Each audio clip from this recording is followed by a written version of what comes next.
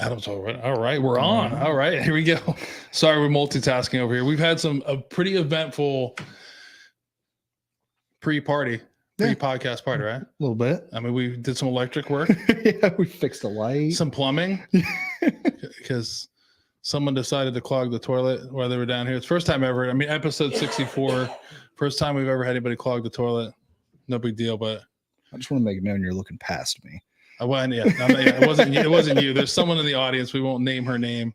We'll talk about her later. But yeah, thanks. A lot of firsts. Electric work, plumbing. Just got to break in the set. Exactly. So welcome everyone. Welcome to episode 64. Tonight I'm joined by former United States Marine Corps Sergeant Adam Tucker. Yeah. Thanks for being on. Well, thanks for inviting me, man. Glad to be here. Yeah, glad to have it's about the right time to fly the Marine Corps flag, right? Yeah. Feel proud of it. We got a few more days, but we can celebrate a little early. Yeah, but I feel like you guys can't help yourself but just continuing to. We just take the whole month. Yeah, so I was going to wait that question until later. So we'll adopt it now. So everybody doesn't know the Marine Corps birthday is on November 10th. Okay. Yeah, I was testing him to see if he was a real Marine. Yeah, stolen valor right out of the gate. So yeah, if you don't know that as a Marine, you're done. You're out. So the question I had is, we have a lot of different people in the branches, but by far the Marine Corps has the most pride in their birthday. Mm-hmm. Why do you think that is as a Marine? You can give a crazy answer or a real answer. I'm interested to hear your real answer, though. Why you think that is? Honestly, I would just say real answer is the Marine Corps. You love it or hate it, they pride themselves on tradition and history and everything. Yeah. So the birthday is just a part of that history, and honestly, it's just a reason to get shit hammered every year. It is a great thing. It's a pretty amazing thing. I mean, it really is. I mean, there's no other branch I think that has so much pride in their birthday. Mm-hmm. I mean, I think it probably is right for you guys to act like fools. And I'm saying it's a great time. People look forward to it all year. The birthday ball. So once it happens, this is 12 months of build up. Let's see if we can up what we did last year. So does every unit have a Marine Corps birthday bar? That's a big thing. Yeah. So typically, where I was stationed was Marine Corps Air Station Cherry Point, which is kind of in the middle of nowhere in eastern North Carolina. So there's not a lot of places to have the ball. So you will have birthday balls for 2 months, just nonstop. There's a town called New Bern up the river a ways, and they've got a big convention center there. It's where a lot of people do it. So, I mean, for 2 months, the town of New Bern is just harassed by drunk Marines. It seems like probably every Marine. Yeah. Every place that has Marines, but I have to always have respect for Marines. I give you guys a hard time. It's my second favorite flag to put up. So we'll start off with a Marine Corps quote. I don't know if you heard this one. I just found this one last night. I hadn't heard this one before, but I got a chuckle out of it, and you'll probably get all excited as being a Marine. So this is unknown, who said it, but we stole the eagle from the Air Force, the anchor from the Navy, and the rope from the Army. On the seventh day, while God rested, we overran his perimeter, stole the globe, and we've been running the whole show since. Oh yeah. So that's pretty much how Marines. That's pretty much how Marines thinking. That's pretty much what's happening for the next 3 days for their birthday. So if you know a Marine, if they haven't told you, it's that the birthday's coming, or just wish them a happy birthday. It's the best way to do it. And then everybody just stay out of their way on the 10th. It's probably better for everyone. Get them a case of beer, a cake, and a pack of crowns. Yeah, and we don't have the cake this year. We ordered it too late apparently. Yeah, I'm a little upset by it. Yeah, don't worry. You can show me next year though. I can swing by later. There's always next year. I'll swing by on Sunday. The crayons. Yeah, I think it's Sunday. It was such a great cake too. Maybe that's we just got to change it up for next year is the plan. So, we got another Ohio Chi, close to here, Westerville. Grew up in Westerville. Yeah, your whole life. Mm-hmm.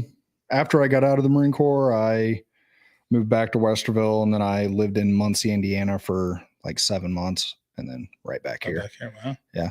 So you grew up though in Westerville then? Mm-hmm. Yep. Born and raised. Yep. Any brothers, sisters? I got an older brother. He's 30, just turned 31. Or no, I'm way off. Oh, 34. I don't know. That's a big difference. So how many, I'm 29. How old is the Marine Corps going to be on the 10th? 249, 249 or 250. Yeah, they don't teach us math in the Marine Corps, right? That's true. Yeah. I know. I mean, I'm asking a lot of big things, but if it's 249, I hope you guys take. It can't be 249. Well, 17. Because the Army just had the 249th. Well, I think the Marine Corps is after the Army. Yeah, so it's I a little bit believe so. younger. Are you one? It's 1 year. That's it. It's Is it 2049? November 10th, 1775. You do the math, figure it out. That's 249. Okay. All right, good guess. Yeah. Yeah. At least you knew that, and you know your brother's birthday, so that just shows you what's his name? Chris. Chris. Yeah. So you know my priorities. Yeah, your brother doesn't love you, Chris. That's all right. No, but it is a great thing. But so grew up Westerville South. Mm-hmm.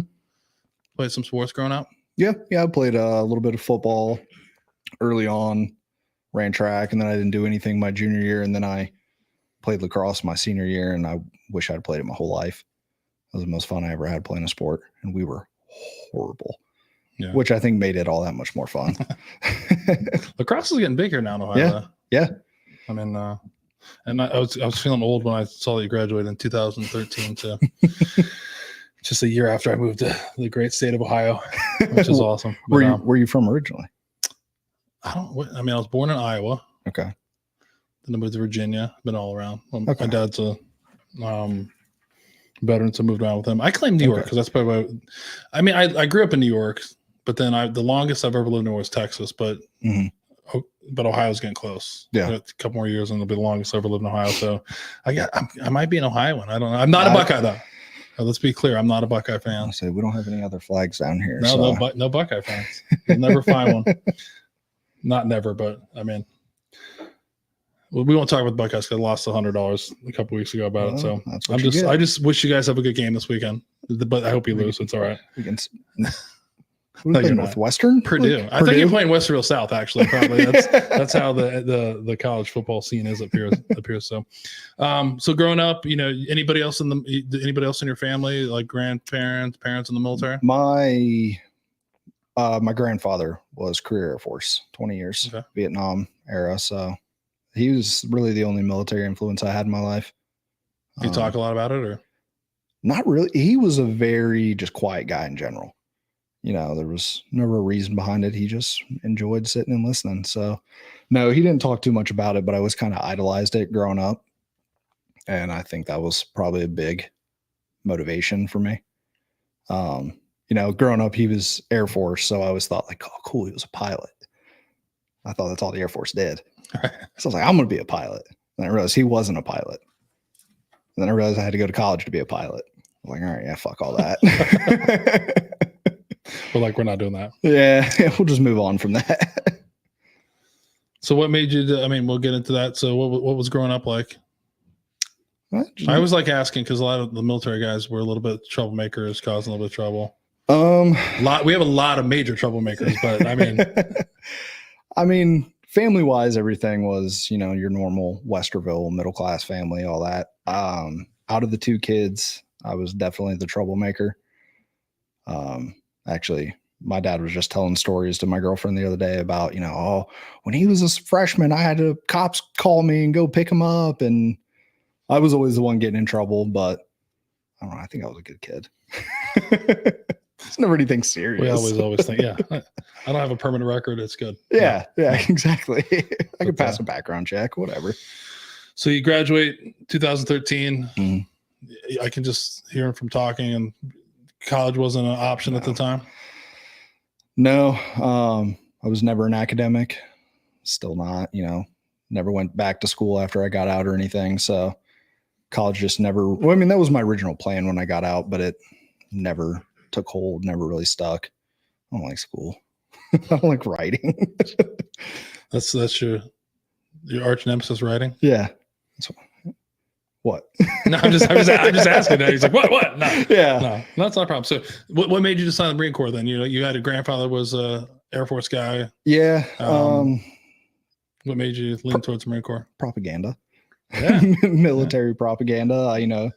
Always growing up, thought the Marine Corps was the coolest and the baddest. Had the best uniforms and all that, and it just took to it. And I had a very persistent recruiter, a very good recruiter, one of the few. Yeah. And yeah.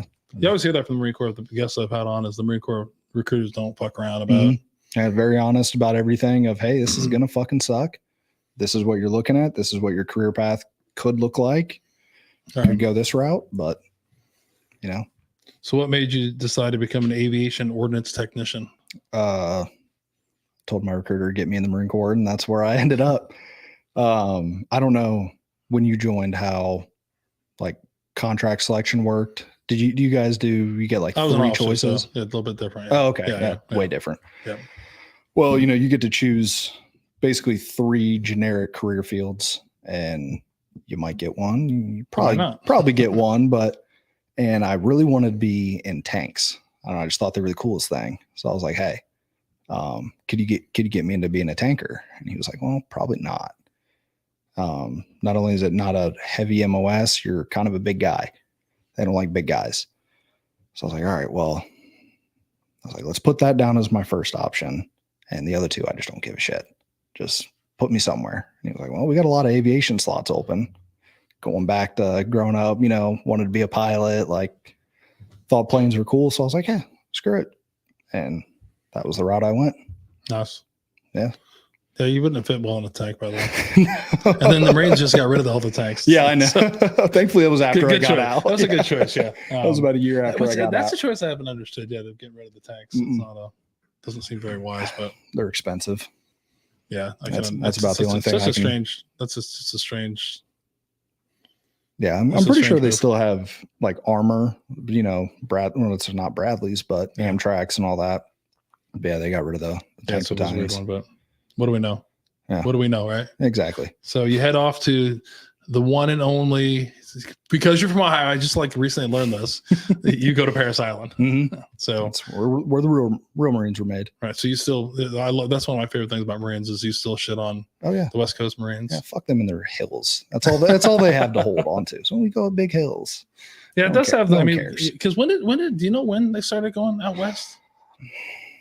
No. It was a while back, right? But yeah, if I had to guess, it was probably like Vietnam era. But because somebody was telling me that, I didn't realize I didn't know that it depended on where you lived is where you went. For the most part, it's split down the Mississippi. There's a few little areas. I think some of Illinois goes out west, but for the most part, it's the Mississippi. And then it might have changed since they've kind of integrated male, female in boot camp, but it used to be all women went to Parris Island, no matter where you were from. Okay. I thought it was the opposite. No. Mm-hmm. No. Okay. Nope. Oh, awesome.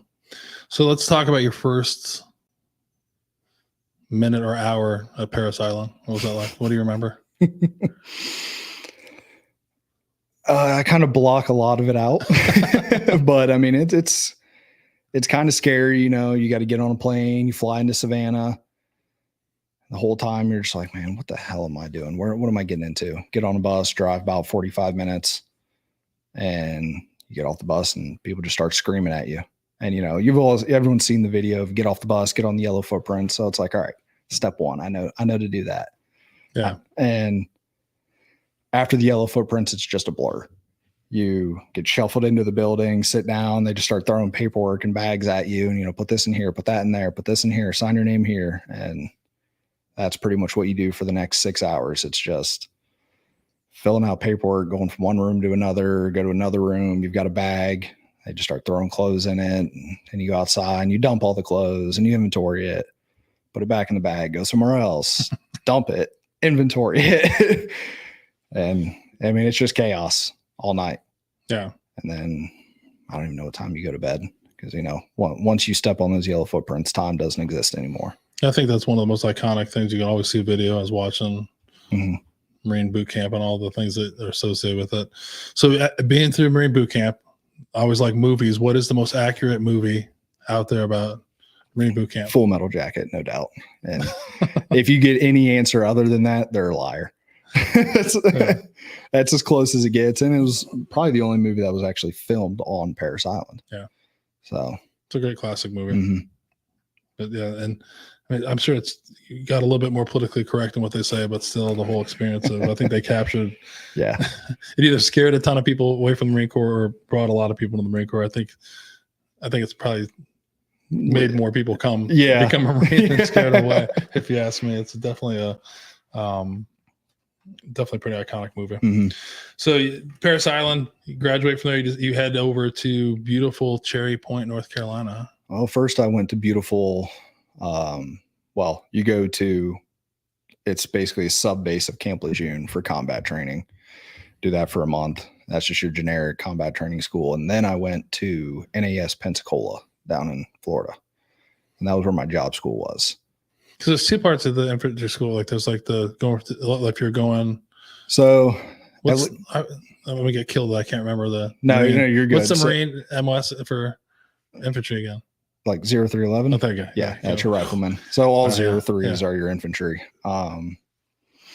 So that's at the same place as your combat school, but it is, split. Yeah. You don't interact at all. And it's just, you might see them walking by, but yeah. How intense is that month there? It's a joke. It's a joke? Or? Yeah. I mean, it was, I wouldn't say it was a joke. There is quality training involved in it, but it's just a month of hurry up and wait, to the absolute maximum, hurry up and wait. March to the range, wait for 3 hours, fire 2 magazines, wait for 6 hours, march back. That's the Army. That's the Marine. That's the military. What are you talking about? I know, but they're getting you prepared for what it is. Yeah. Their whole life is going to be that in the Marine Corps. Or the military. Hurry up and wait. Yeah. So you leave Lejeune. That's when you had to Cherry Point for your. After Lejeune to Pensacola. Okay. I was at Pensacola for, 4 or 5 months. And then after that to Cherry Point for a follow-on school. And then after that school, I stayed at Cherry Point to Miles 14 was the unit. So what kind of aircraft do you guys taking care of there? At the time, it was mainly Harriers and EA-6B Prowlers. Now most of that's gotten phased out for F-35s. But while I was there, it was still. Yeah, I saw it when I was looking at one of the things you said. I didn't realize that what's the VMA Q4, they're gone, right? They left they sundown after our deployment. So I was with them on their last deployment. And that's a great aircraft, the Prowler. It's like great movie. I just feel like it's a cool looking aircraft. It always was. It is. I didn't realize that they'd phased those out. Yeah, as much as they did. So yeah, they were big old hunks of junk, but they were cool. they were fun to play with. I feel like the Marine Corps always has a bunch of hunks of junk and everything. Us having F-35s is the weirdest thing ever because it's this shiny new toy that you just know some Lance Corporal is going to break. It's just all it is. Exactly. So you get through all your training. You had the Cherry Point. We'll stay there. How happy are you with the decision you made to be a aviation tech? I loved what I did. I think it was a fun job. There was multiple different shops within the MOS that you could go into, and it could be anything from sitting at a computer and just playing with numbers all day, moving stuff around, or you could actually be in the munitions squad and actually assembling rockets and bombs and all that on your daily basis. But everyone, no matter what your shop is, does munitions. So I was in rack shop, but I still got the munitions experience and all that. So yeah, I mean, I loved what I did. I just didn't love the Marine Corps after 4 years. Did you have to do any writing though? No. No, I did not. You're like, thank God. No. I chose right. I want to do that. So that's interesting. Let's talk about that. What didn't you like about the Marine Corps after 4 years? What is about the Marine Corps that you didn't like? Just a lot of it's the military as a whole. Just a lot of the bullshit, a lot of the politics. You could have a great experience or you could have a horrible experience depending on who your staff sergeant is, who your gunny is, your commanding officer, all that. And like I said, I loved it. And I thought about re-enlisting, doing another 8 or another 4, but I saw so many guys get out after 8. And I was like, man, this first 4's got me beat up pretty good. I could see myself being someone who gets out after 8, and then you're 26 years old, with nothing to show for it. So I decided just get out, move back home, So is would you say leadership, or what else was if you could change it, what would have made you stay? I don't know really if anything would have, because it was kind of the culture of the whole unit. Like I said, a big thing was seeing people get out after 8. And I didn't even realize it at the time, but my mental health was really struggling. I was drinking a lot, which is why I felt like shit all the time. Why I just hated waking up in the morning, Like I said, I didn't realize it, but looking back, that was definitely a contributing factor of, can I do this for 16 more years? And I think I made the right choice getting out, though. Yeah, I think most people that do, they do. Something tells you it's not right and it's time to go. And unfortunately, a lot of people listen to it, and unfortunately, a lot of people don't. And they kind of just keep going down a road that's really not good for them. So the drinking part, I mean, that's we've talked about this before. Huge culture thing in the Marine Corps and military in general, especially when you're young. Yeah, a lot of drinking, a lot of partying. Yeah, especially being a single barracks Marine. That's all there is to do. You go to work, come home, get a case of beer on the way home, go out to the smoke pit, and that's where you're at till 10 o'clock at night. Just drinking all night, smoking cigarettes, listening to music, hanging out. But that's cool for a Friday night. But when it's Monday to Monday, it starts to wear on you. Yeah. That's one of the things we try to talk about here is it's a weird cult. Yeah, because you're right. Like, what can you do? I mean, you can't. It's not like you can take off and leave. I mean, you can't take leave for sometimes, but like you just can't. It's just what it is. It becomes a ritual, and it's a really hard ritual to get out of. Unfortunately. Yeah, it just becomes your lifestyle. Yeah. So you did get to deploy to Turkey though for for Operation Inherent Resolve. What was that like finally getting to deploy? Well, so the deployment itself was it was fun, going to a new place, seeing, new things. And when we deploy, we attach. So the way the Marine Corps Air Wing kind of works is you have your MALS squadrons, which is what I was a part of, which MALS don't have planes. Yeah. We're kind of the support of the flight line. The Marine Aviation Logistics Squadrons. There you go. Nailed it. So when you deploy, you attach to an actual flying unit, which was VMA Q4 in my case. So it was kind of cool seeing that side, not only of my MOS, but just the side of the air wing. The only issue was I was an aviation ordnanceman. We specialize in bombs, rockets, missiles. I deployed with a plane that doesn't drop bombs. I was going to say that. I wasn't sure. I'm like, I feel like the Prowler doesn't have that stuff on there. No. I mean, I'm not wrong. I mean, I'm like, Yeah, no, they have, cool if they did, but they have the capability of a HARM missile. I think it's AGM-88. So basically that locks onto radars, shoots them, blows them up. Yeah. So we had, I think, like 20 of them when we deployed. They shipped 20 of them over to us, and we put them in a magazine, and once a month we went and counted them, and that's where they sat for 7 months. So. Yeah, because we actually had a Prowler pilot on. Oh, okay. Episodes ago, old school pilot. Yeah, I was like, what are they? Now it was kind of cool. We were on a NATO base, and at least our Prowler unit, their mission, we were kind of attached to an Air National Guard unit out of Boise. It was an A-10 unit. So the A-10 drops a shit ton of ordnance. Right. So the way it worked is the Prowler would go in, kind of jam everything, block all the signals, and the A-10 would go in and just wreak havoc. So we had the A-10 guys there, and we'd go try to build bombs with them. Well, it's Air Force. They didn't like us. Well, I mean, it was only 3 of us, and I thought we were pretty nice guys, but you're Marines. They don't like Marines. It's really what it came down to. We went to their some kind of chief E89 and kind of was like, hey, we're just sitting over here on the flight line. Like, we're bored. Can we come build with you guys? And he was like, yeah, cool. Just head on over there. So we go out to the build-up area, and we tell the guys, hey, we're going to build with you. And they start trying to teach us everything. I'm like, no, we do this. We know what we're doing. We're just here to help. We're bored. And the second we were like, we're not here to get taught, they're all right, you guys need to leave. Yeah, because you're breaking the whole mold of we're way smarter than these guys. Yeah, exactly. The Marines can't know how to do this? No. Yeah, but we had the Royal Danish Air Force, and those guys were the shit, and they would let us build with them all day and all night. It was a A-10 or a F-16 unit, Danish F-16s. They're like, we love these guys. Over. So I had a question about the Marine Corps. So what if you look about short time in the Marine Corps, 4 years, but what would you consider your biggest accomplishment while you're in the Marine Corps?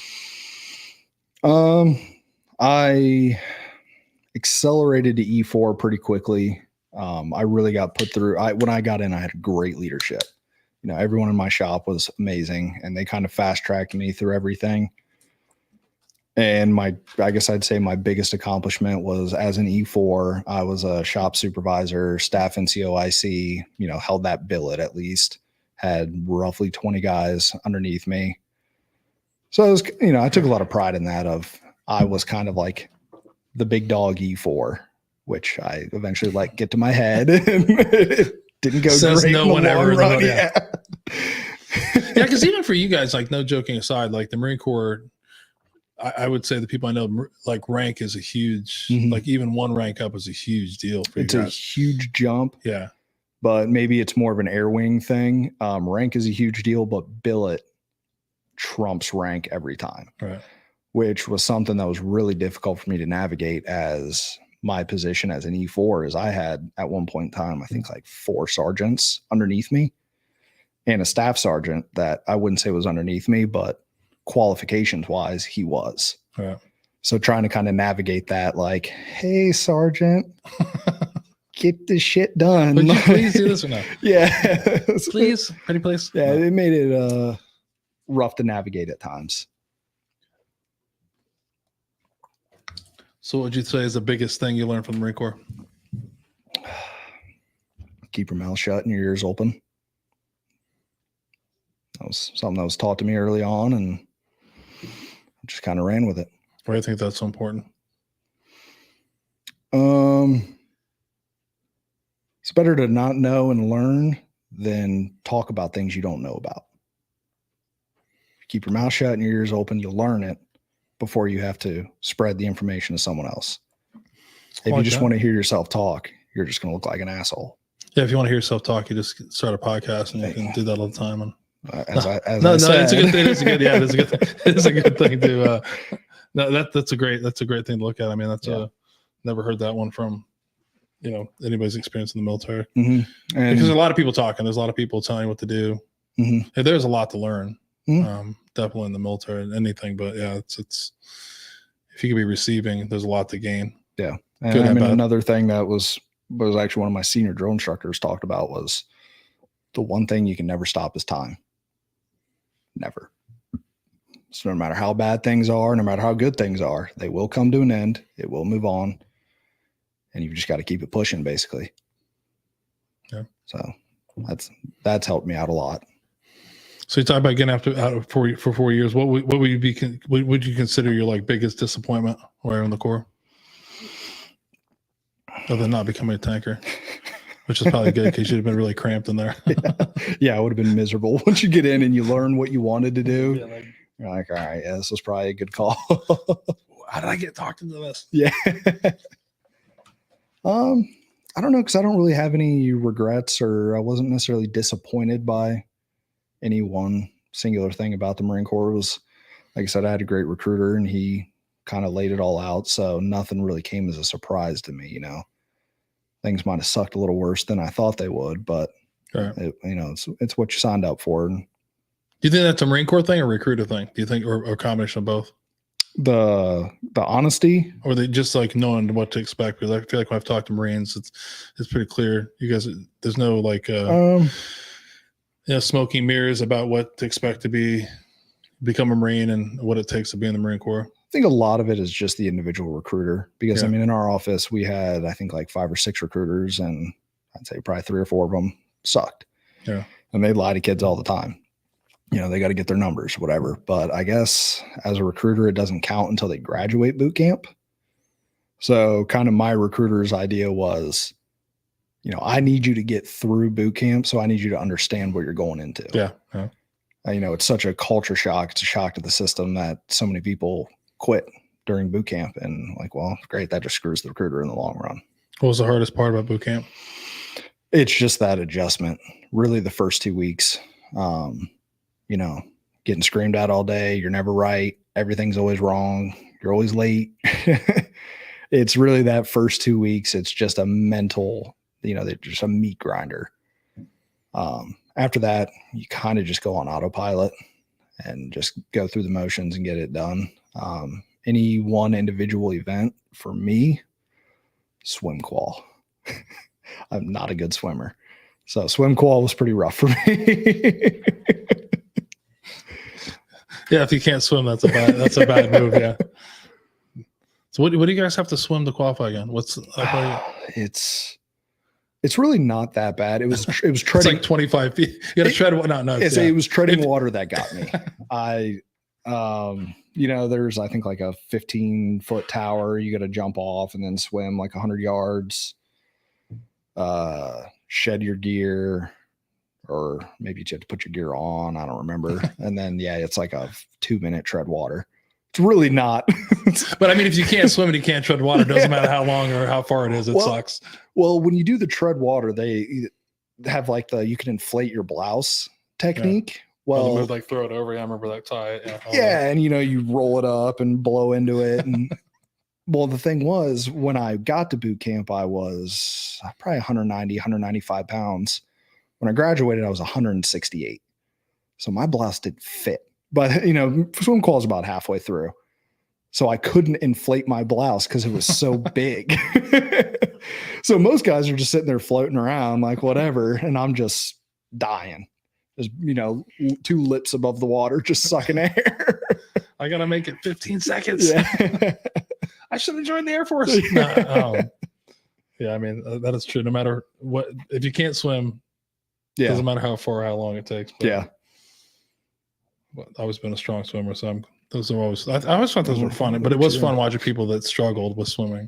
You know what I mean? Mm-hmm. Oh, I'd always be like, how the fuck are you like 19, 20 years old and you can't swim? Yeah. Or like my dad, who's, can't swim at 76. It's like, I mean, I've never understood that, Yeah. I mean, I can swim straight. I just can't tread water. I'm not like a rock. Yeah. Yeah. I really am.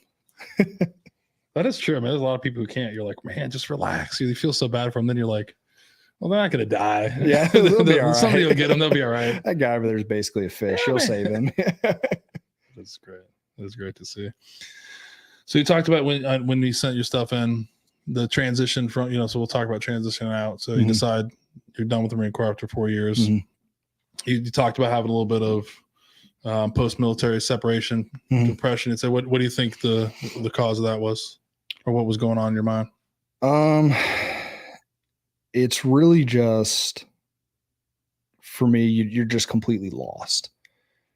For 4 years or 6 years, 8 years, however long you were in the military, you had a set idea of what you were going to do every day. If you wanted a promotion, this is what you had to do. If you wanted to go here, this is what you had to do. Everything's laid out. There's a framework for everything. And then you get out and it's just kind of like, the fuck am I going to do now? When I originally got out, I intended on going to college, which again, we saw how that worked out. And moved back in with my parents, and I got a job at a local car dealership. I was like, all right, I'll do this for a couple months before I get all my college stuff figured out, get that moving, and, it's supposed to be a 6-7 month job because I got out in the end of November. So it's like, I'm not going to go right into college right now anyways. And then I was at that job for 2.5 years. And, about midway through that time there, that kind of hits you of like, what the fuck?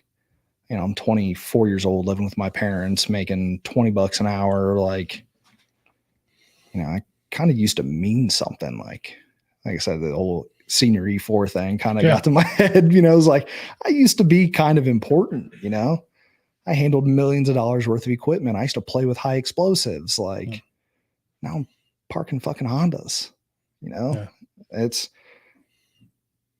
It just gets you in that negative headspace as it is. And then you're still dealing with a lot of the substance abuse problems from when you were in. Because at that point, you really don't realize it's a problem. All right. You're still young enough. You don't get hungover, How much you think you were drinking at that point? I was probably drinking less when I got out. But, I mean, it was still probably 12 to 15 beers a night. I mean, and I worked until midnight. So I get home, everyone's asleep, house is quiet, got a case of beer, I'm just going to watch a movie and just hang out for the night. And then before you know it, the trash can's overflowing with beer cans. Like, where the fuck did those all go? Yeah. And it just builds and compounds every single day. There's no break from it. So yeah,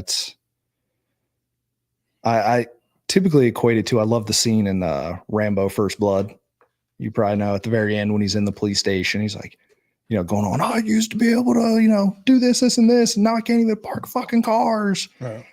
That's kind of the mentality you get into of, like I said, it used to be important. You used to be trusted with all kinds of things. And now it's just, you're unqualified, you're young, you're dumb, and you're an alcoholic. Figure it out. Yeah. Yeah. I'm sorry that happened, man. Yeah. I think it happens to, yeah, unfortunately, it's a pretty mindset. much everyone. Yeah. Yeah, ask that question. I mean, the whole thing is, I think, we talk about it, leaving the military, we've talked about on here with a lot of people is, there's, three things that happen pretty quickly is, unfortunately, it's not, I don't have it as a good thing anymore as identity, like your identity as a Marine or, a soldier, a sailor, whatever, it's gone. Right. I mean, yes, you always be that and you can get into that stuff, but yeah, you're not a Marine anymore. You're right. just a guy now. Yeah. And then you don't have a job, right. You were, like you said before, you were, in the military, no matter where you were, I mean, if you're doing what you're supposed to be doing, you had some pretty important jobs that had a lot of responsibility. Right. And you were, around probably like, cutting edge, technology things. And then, so you lose a job. It's the Marine Corps. Nothing's cutting edge. All right. This is Vietnam stuff. Yeah. And then you lose your friends, right? Those three things happen like instantaneously. Right. And, and it's a hard thing to navigate for a lot of people. And unfortunately, for a lot of us, we start getting into the isms, you know what I mean? Mm-hmm. When we get out, because that's, what we know and we don't know how to, handle it. We're numb into, forget about all our friends that are still at, that stayed in. And like you said, the lack of importance and one thing I'm very fortunate for is actually probably my best friend from the Marine Corps. He was from Maryland. When I got out, he actually moved to Ohio. So with him and I kind of had each other for that real rough patch for a couple of years. And that definitely, eased the transition a little bit of, if you're feeling, that way, you got that storm going on, like, all right, cool. Let me go over with him. We'll go through it together. We'll get over it. Be good tomorrow. Yeah. So that definitely eased the transition a lot. Yeah, that's a hard thing for like you said before. I'm glad that happened for you because like I said, a lot of people do go back home or they go to some situation, and again, you're not around any of those people that are going through the same thing you're doing. They may be a few years ahead of you, but it's all different. Yeah, it's a very hard thing. I think and so you got out in what 2017, right? Yeah. So November. I mean, it's interesting to see. I think one of the things I always talk about is how the military can prepare us better to get out. It is getting better, but one of those things is, if anybody's listening or I think a lot of it is to understand all those things are attainable. It's just a phase of your life, right? Like you still are an important person, right? Your identity is not a Marine. The skills that you acquired, you can acquire them in different things. You know what I mean? And you can make friends. I mean, they don't have to be, all have to be Marine friends. You know what I mean? Because if you start to look at that lifestyle, I mean, that's, I'm an electrician now, and I wish I got out November 17th, 2017. I wish I started at my company November 18th, because you kind of have that same reward. You can be proficient in something that you can see every day. You're around kind of the same group of people, the same type of people. Yeah. And I think, I'm not saying everyone who gets out of the military should join construction, but kind of find your group, and I'm fortunate that I did. It took 3 years, but I'm very fortunate to be in the position that I'm at now. So this couple of years before you started, getting into the trades, how bad was it? I mean, any thoughts of taking your life or anything like that? Did it get that bad, or was it just? Yeah. I'm trying to think. It's probably been about a year or two after I got out, and it wasn't even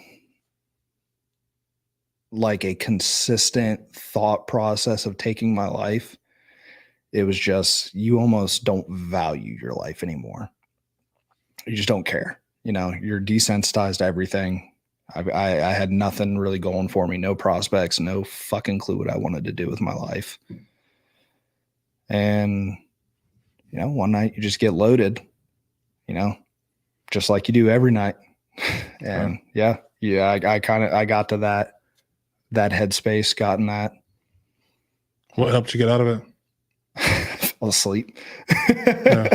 Well, I mean, I wear a memorial bracelet every day, and I consider it a suicide almost it wasn't a true suicide. but I consider it because I see a lot of how he died and how I almost died. When he got out, he moved back home. He was from up by Kent, Ohio. Moved back home, back to his, shithead friends. Start drinking one night, decided they were going to go drag racing. They're all hammered, hits a bump in the road, goes off the road, hits a tree. And, I had a relationship with his parents after he'd passed. I'd ran into him at the graveyard and everything. And just knowing how bad his family took it. Like, man, I can't do that to my family. I couldn't imagine my mom. And then, at the time I'm living with them. Right. So I'm like, they're the ones who would find me. And that really just kind of pulled me out of it for the night. Fell asleep, woke up the next day, kind of reflected on it. And I was like, yeah, this isn't it. I got to fucking do something. Like, nothing changes if nothing changes. So at that point in time, I kind of decided, all right, I got to get my life together. I got to get out of this house, got to get in a new career field. And that's when I started doing, I was a lineman apprentice in Muncie, Indiana. I had a buddy hooked me up with a job, and that, just a new scenery, change of pace. Right. And I feel like I've done pretty good ever since that, but. What drew you to the trades? No other option. I didn't know what else to do. No writing. No. Yeah, exactly. There's no writing on power lines either. No, that's honestly, I mean, that's not, it's one of the things that, sometimes that's what happens, right? That's all the only option you had. Or yeah, and it was. I thought you thought you had, but yeah, maybe not the only option I had, but also at the time I'd kind of decided like, maybe it'd be cool to be a police officer. So I was, kind of doing applications here and there, going through hiring processes, and it just wasn't going anywhere because I was kind of arrogant enough to think like, oh yeah, I was a fucking Marine. Like I can be a cop. Yeah. Well, everyone who applies to be a police officer is some form of veteran. So it doesn't matter. A lot more. Yeah. Yeah. And I kind of got dejected with that. And that's when I kind of went in that spiral. And then after I pulled myself out of that, I was like, all right, clearly this police thing's not working. I don't have the time to wait. And I had a buddy who was, did kind of the office side of like a power line crew. And I just called him. I was like, hey man, can you get me out there? He's like, he's like, I can't, but I can put in a good word. And yeah, like 2 or 3 weeks later, I was in good old Muncie, Indiana. Never been to Muncie. Yeah, don't. What's Muncie? It's not a great place. There's, Ball State University's there. What a great name for university. There's a nice rural king. I don't know. It's a decent little town, but it's Muncie, Indiana. It's rural, northeastern Indiana. Let's take a break here. We'll do ready for a pour? We'll do a little. Yeah. Dad, can you hand me a Glen? Because I forgot one. Can you grab one of those, Dad? Over there. Sorry, look at that. I'm not prepared. We actually haven't been drinking on. Yeah, I had it before. We haven't been doing a lot of drinking on the podcast. Past couple of guests have not partaked in it, but it's fine. So we'll start off with the first one. We've been trying to feature this for a while. Like okay. I said, we haven't done it, so we'll start off with. Sorry, my producer's not here. They abandoned it. I'm doing it all together. So this is Wild Turkey product, and we talked about Wild Turkey before. They're located in Lawrenceburg, Kentucky. The brand Wild Turkey is said to have arisen after an Austin Nichols executive took some samples out to a hunting trip back in the 1940s, and it became so popular with the people that were hunting that they always would say like continue to ask for that Wild Turkey bourbon that they were bringing. So he began to bring bottles of it in 1942, and that's when they actually changed the brand. They came up with the brand of Wild Turkey in the bottles in 1942, and then this is probably home of Wild Turkey is probably home of the most famous master distiller that's still alive, Jimmy Russell. But right now there's 3 generations that are there: Jimmy, Eddie, and Bruce. So Jimmy is actually the longest tenured master distiller that's out there right now. I think he's close to like 66 years, probably 65, 66 maybe. The distillery, like many other American distillers, was purchased in the 80s by Pernod Ricard, and in 2009 the Campari Group acquired the distillery and the Wild Turkey brand from them. So this is one of the private barrel picks from OPA, but the single barrel program for Russell started in 2013 to honor Jimmy and Eddie Russell, who at the time was the only father-son master distiller team. And that's when they started doing the private barrels a year after that, in 2014. So this one is Turkey Tails. We actually did this with Bruce Russell, Eddie's son, Jimmy's grandson. This one is 9 years old and 8 months. It has a mash bill of 75% corn, 13% rye, and 12% malted barley. So we'll finally get to open this one on Force the Patriot. So I mean, not that I have not had this before, because I have, but we'll give it a little bit. Yeah. I said I don't know the whole bourbon etiquette. Are you a big bourbon guy or no? Not so much. All right. I mean, I used to drink just shitty Jack Daniels, Evan Williams, Me too. all that. But yeah, I've really stuck to beer the last couple of years. So like I said, I don't know That's the a good whole, one, so. all the culture here. I don't know if there's a culture, but yeah, there's there's definitely a definitely culture. We're not culture. getting into the culture. It's more enjoying just to talk about it. And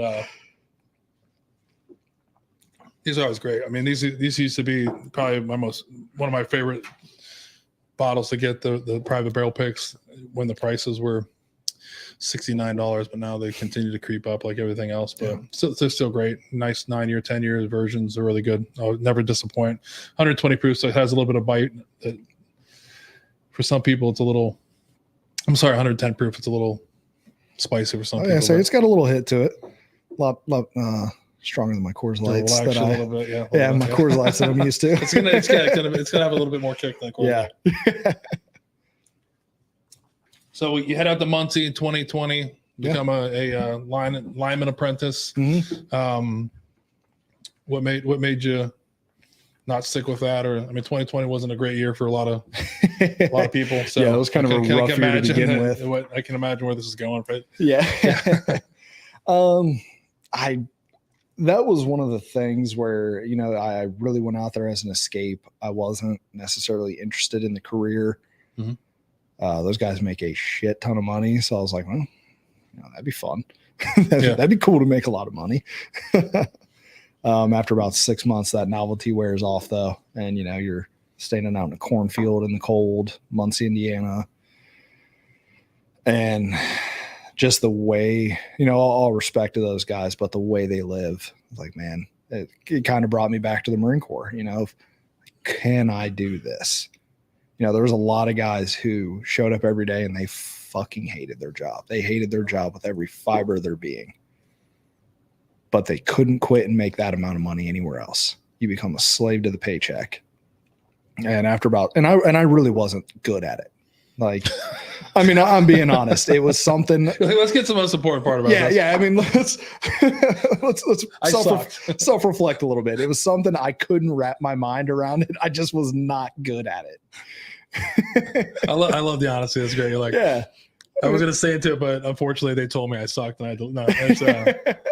So like, explain to people who don't know, what is a lineman doing exactly? So we were on transmission power lines, mainly transmission. As a lineman, there's two kind of avenues. You have distribution and transmission. Easiest way to think about it is distribution are the 50-foot poles that are on the side of the road. Transmission are the 150-foot towers that are, running through cornfields. So we were on the transmission side, which is most of your travelers, which that's another thing. All these guys are travelers. None of them are from Muncie, Indiana. Right. But basically, I mean, your day-to-day was, or not day-to-day, but the goal of the project was you have 10 towers on this power line. You're going to go in, they're going to turn it off, pull all the wire out, knock the tower down, build a new tower on the ground, stand it, pull a new wire in it, clip it in, keep moving on. So it's very repetitive, same thing over and over again. Again, didn't really understand what the hell I was doing most of the time. So it's kind of every day you get a little bit more frustrated. And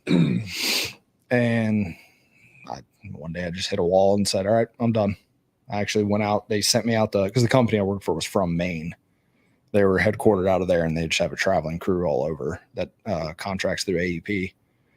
So they actually sent me out to Maine, and I was out there for 2 years doing apprenticeship school.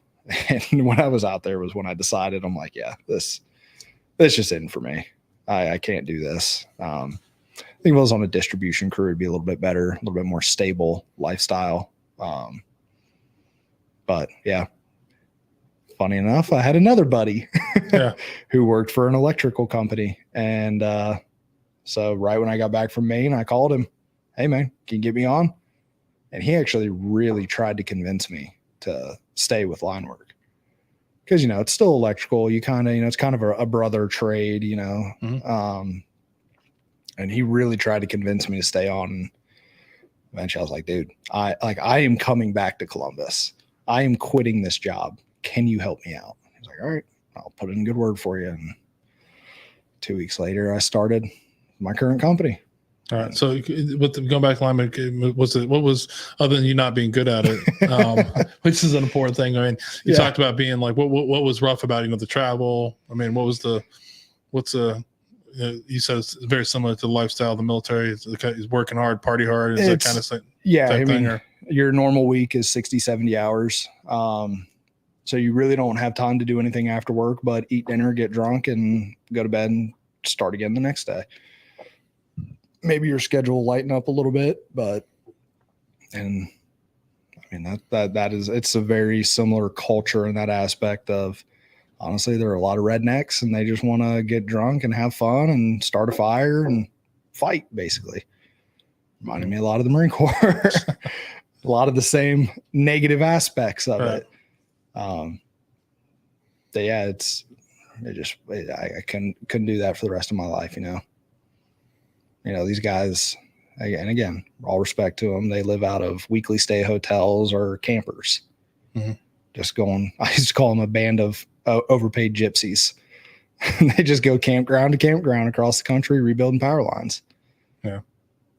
So back to, before we get into electrician, like, mm-hmm. you know, one of the things about trades is, you know, the mentality of the trades is, I think, has changed. I'm a little bit older than you, but what do you think is, you know, now that you're in the trades now, you've been doing that for a few years now. I feel like you're probably going to stay in that, right? Mm-hmm. It's your career. Like, what do you think is the biggest challenge of why people aren't entering the trades now?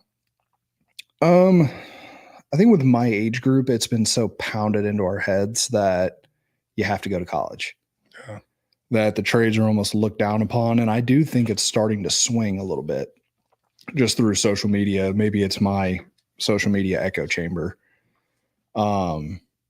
That, you know, it was almost always told to us that, oh, if you go into construction, you'll always be poor. You'll be poor and your back will hurt for the rest of your life. Right. Go to college, get a degree. You'll be successful and happy.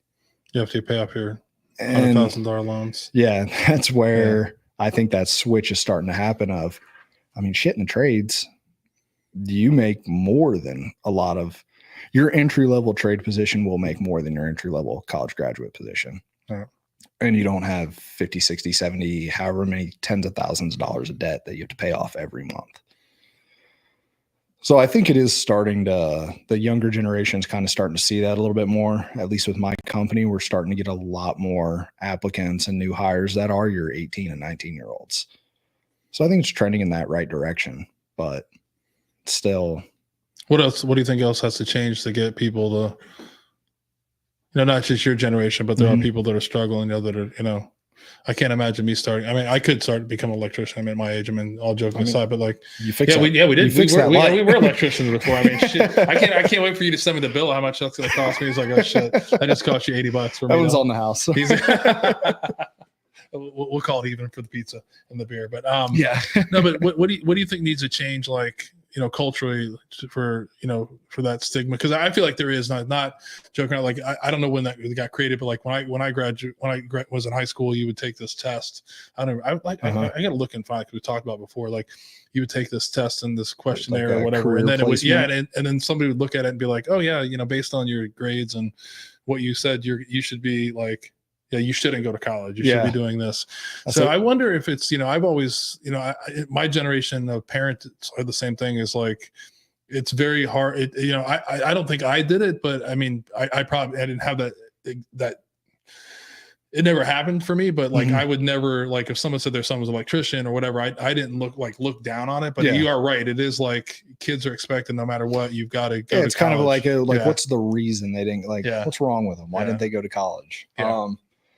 Honestly, I don't know what would have to change. Like I said, I think it slowly is just through social media. Yeah. You know, there's a lot of blue collar influencers out there that now they are the far extreme of the spectrum, but you know, they're these blue collar influencers driving F-350 Platinums and, you know, these big ass houses and everything. And people are kind of seeing like, whoa, like there is money there. I think we have the one I'll do a quote here real quick, like from Mike Rowe, which I probably think is like everybody knows who Mike Rowe is. I think he's been one of the big people to talk about. He said, our crumbling infrastructure, our widening skills gap, the disappearance of vocational education, and the stratospheric raise in college tuition, these are not the problems. These are symptoms of what we value. And right now we have to reconnect the average American with the value of the skilled workforce. Only then will the next generation aspire to do the work at hand. I think that's important. Like he's been a huge, you know, supporter of that. And I think it's true. Cause like, I mean, for me, like, there's a part of me all the time, like as a homeowner, like it's just as a guy, like the things that I don't know how to do, you know what I mean? And then, you know, I'm always amazed whenever somebody comes to fix something. Like if you came over to fix something as an electrician, I'm going to follow you around just because I want to learn.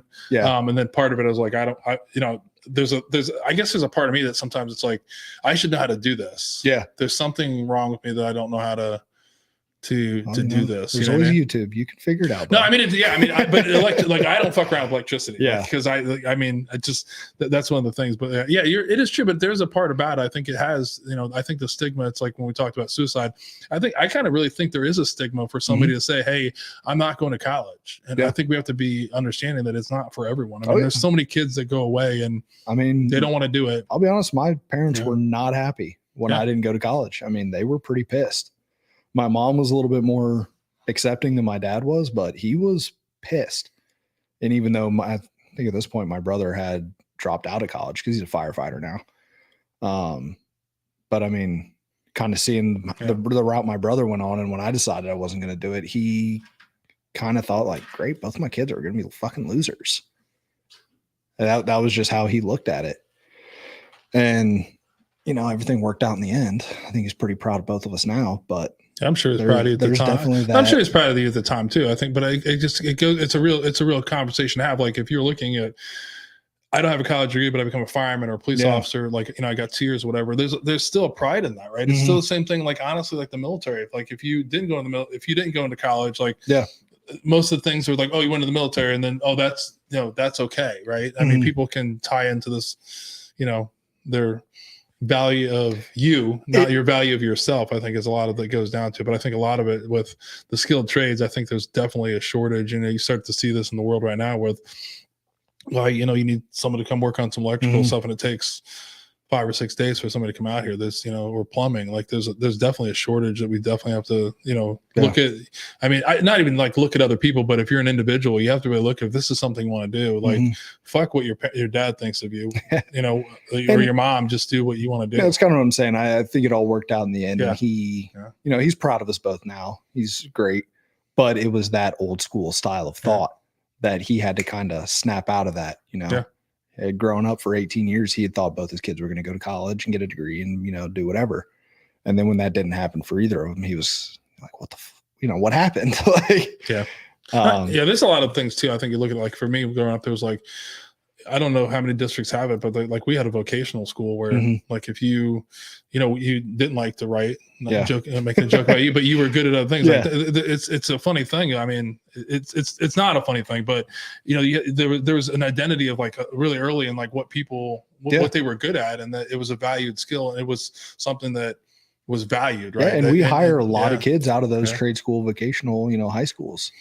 I think it's great that if a 15-year-old, you know, high school sophomore decides, hey, I know I'm not going to college, I'm going to go be a pipe fitter, I'm going to go be an electrician, an iron worker, whatever. You have a program that you can go do that at and get hired right out of it, and you're years ahead of the competition. But I think there's a lot of it that individual. It's an individual thing that they have to just say, this is what I'm going to do, and forget about what everybody's going to say, because I've seen it. I mean, if one of my kids, if my youngest one said he was going to drop out of college and how to do that, they'd have to, honestly, there'd have to be discussion and see what's going there'd on. be a Like, but if there was, conversation, and there would be, you've got, I can't compare all my 3 boys the same, but there's just that whole thing that's happened. I mean, you don't want to worry about, like, I don't give a fuck what other people think of me anymore, but like, that's an important thing with the kids is like, I think a lot of the society, a lot of parents are like, you're going to go do this. You're going to go do this because I did it, or you're going to do this because this is a vision of making you a better life. Right. Cause I think that's from my generation a lot. Like, I was the first person in my family to go to college. So I think that became like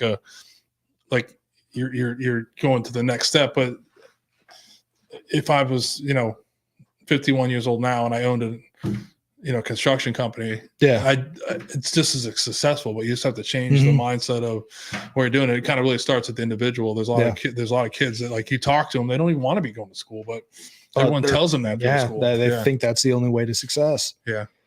And they'll be, not all of them, but you go and get just a bullshit degree, you're going to be killing yourself for it. Yeah. You're going to be working a 9 to 5 just to pay your student loans. Yeah, and I think it starts with the individual. I mean, and college, every year college just gets more and more and more expensive. Yeah.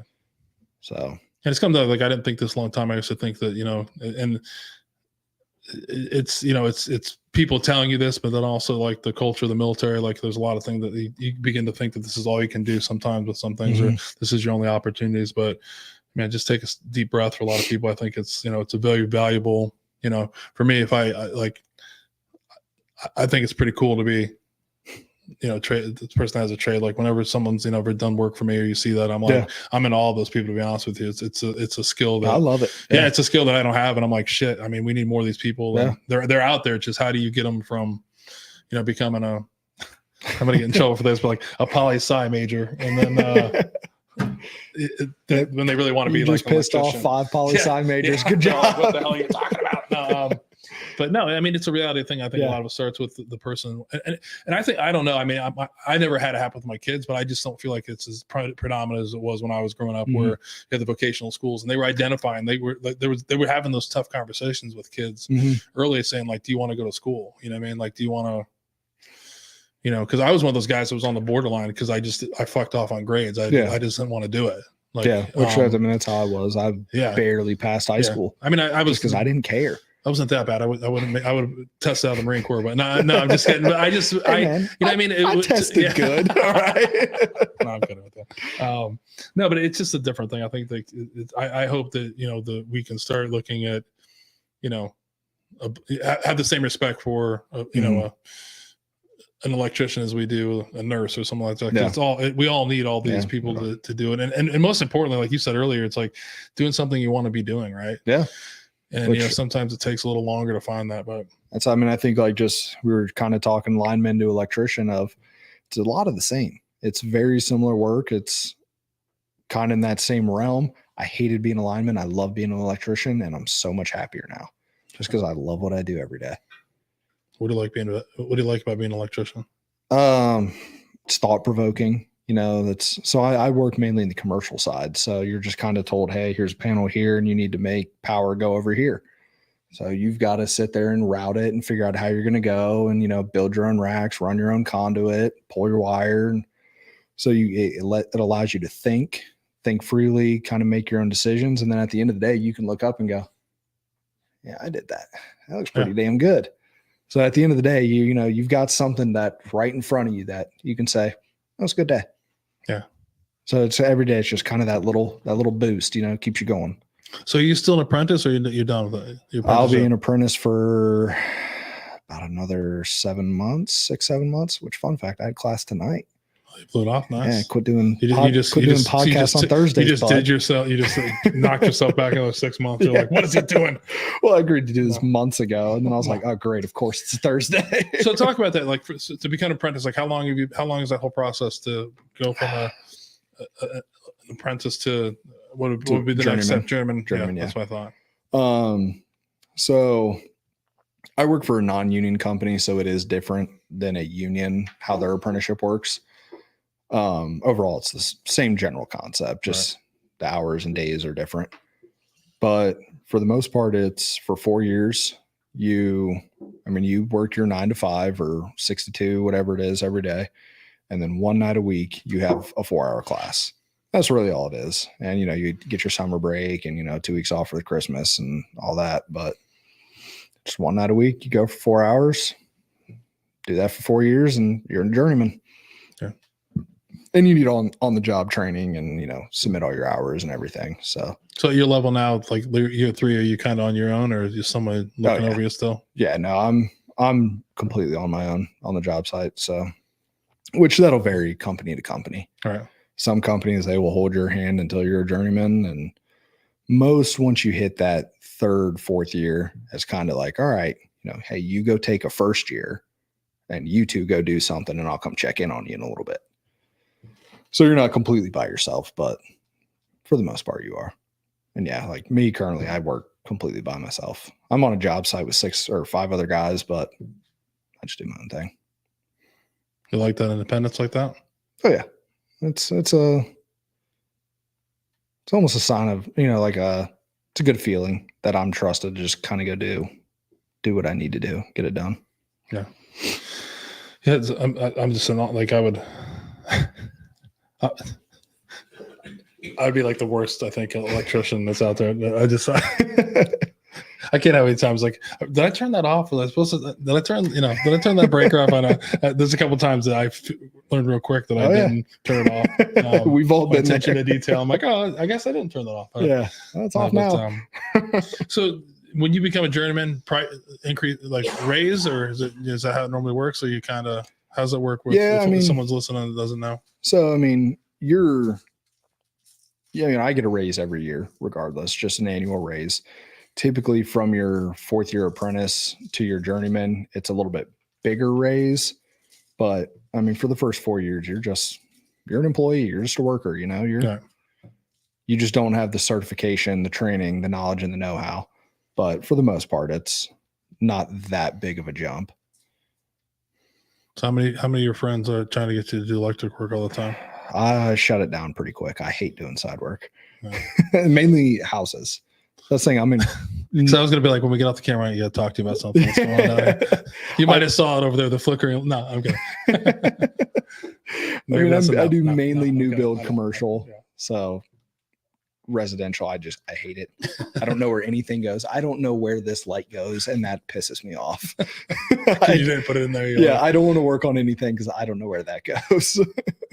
It's always funny when you have people over here, like the first time they come over, they're like, just give me a second to figure this out. And it's quickly how funny you guys can figure stuff out pretty quick. Yeah. They're like, okay. And I'm like, okay. I'm not good at that. Yeah. I had a guy come in, we were trying to do some stuff, and he was like, just give me a few minutes to walk around. He walked, I got it all figured out. I know where they wired it the way I would have wired it. So, okay, that's good. Okay, cool. Yeah. You can do this. Yeah, no problem. But yeah, it was crazy, man. But yeah, that's I'm glad you found something that you're enjoying. Mm-hmm. So let's talk about you have your girlfriend with you. Mm-hmm. So we know Rachel from some fundraising events. She was the one who clogged the toilets. I'm just gonna say that I couldn't resist it. But so when did you meet Rachel? I met her. What was it? You better remember. She's giving the eye. We were. It's about 2 years ago. We were neighbors. Okay. And we both just random. We just got puppies at the same time. So we always were out at the field, letting our dogs out, letting them play. And she was on a mission. So who asked who out? Who's the first person? Well, there's some debate about it. Oh, okay. I love this. This is good. She asked me out on a date, but I did not realize she was asking me out on a date. Oh, he is a Marine, so that's could be. Exactly. It's a slow. I have a slow learning curve, right? How did she ask you? Was it like was she like, do you want to go on a date? And you were like, no. Okay, that's my point. I'm like, if you would have just asked me on a date, I would have known it was a date. So what did she say then? There was some event going on, like the apartment complex was putting on, and she was like, "Oh, like this would be." It was it a wine and paint? Yeah, which I probably should have picked up on that, but she was like, "Yeah, it's like a wine and paint. Like, you want to go to it?" And I'm like, "Yeah, sure, whatever. I ain't got shit going on."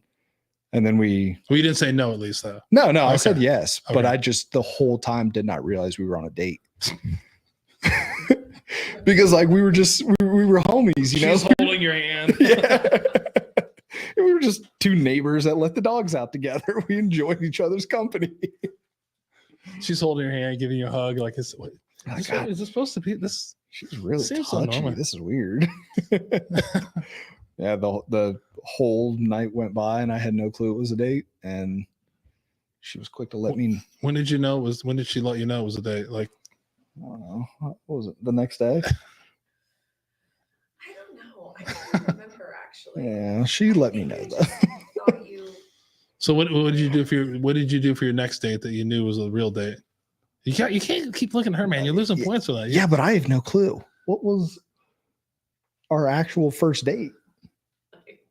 Was wine and painting? That was your first date? No, it wasn't. It does not count. We've had this fight 10 times. You're reigniting something here. Yeah, no, I don't know. It was not a date. Sounds like a date to me. Well, we didn't even do the wine and paint.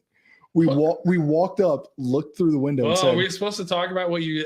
we said that looks gay, and then we went to the bar. So we didn't even do the date event.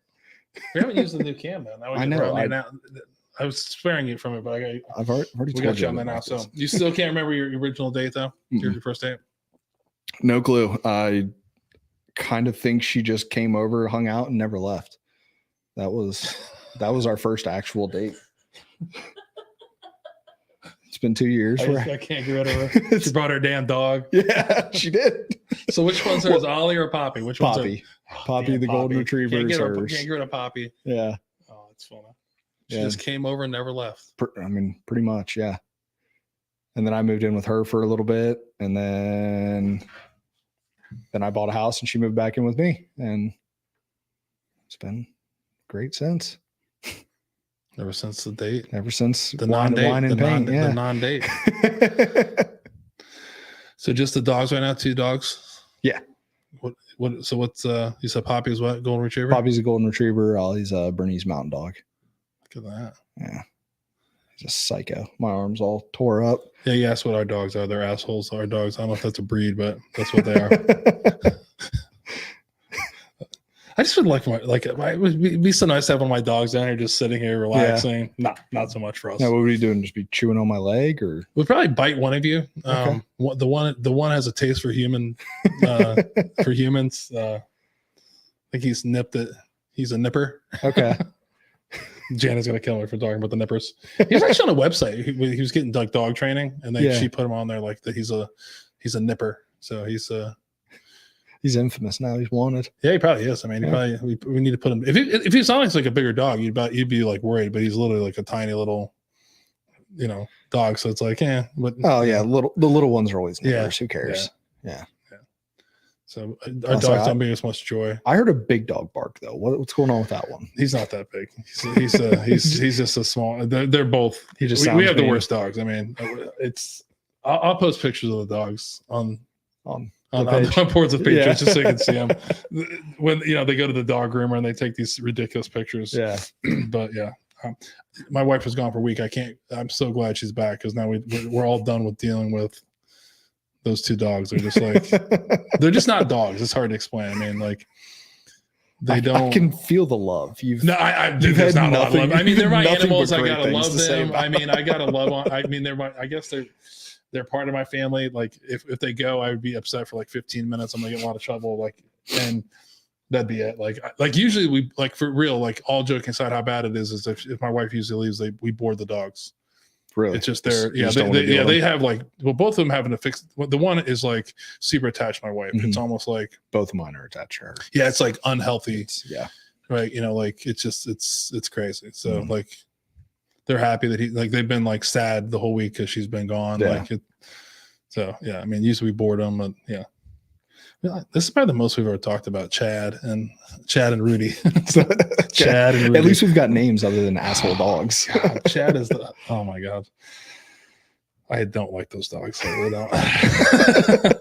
They're actually being quiet. I'm surprised they haven't. At some point, they always start barking in the podcast. It's always the worst. You'll hear them start running around and acting like fools. But they're our family. Yeah. Right. I guess. And we love them. They're our family. Yeah. I mean, you don't have to love everybody in your family, That's right? True. I mean, that's true. I don't know how old my brother is, so you don't know how old he is. You don't know what he's doing. I think he's a fireman. Yeah. I think he has a couple kids. No, so So your brother is a fireman, you said? Yeah. What, locally or? He's out in like Hebron area. Okay. Yeah. Yeah. So local to Columbus. Yeah. So like, what made you stay here? What made you come? You said you were doing the thing as a lineman. Mhm. Why were you hell bent on coming back to Columbus? Um, Or were you? I mean, I definitely was. I genuinely like Columbus. Love it here. It's just, it's home. It's what you've always known. Okay. Columbus will always be home. And I've lived in every other place I've lived sucked. So there's probably better than Columbus, but I haven't lived there. So Wow. People in Muncie are all upset. yeah. What are you talking about? People in Muncie are Cherry Point, North realistic, Carolina okay? is a beautiful place. Yeah, though. Havelock, North Carolina is a horrible place. Where is I can't even think where is Cherry Point at exactly? Do you In relation to Lejeune, like, or Bragg? straight north of Lejeune? Okay. So you have the coast kind of shoots out Yeah. there. Yep. All right. Yeah, it's just kind of off by itself.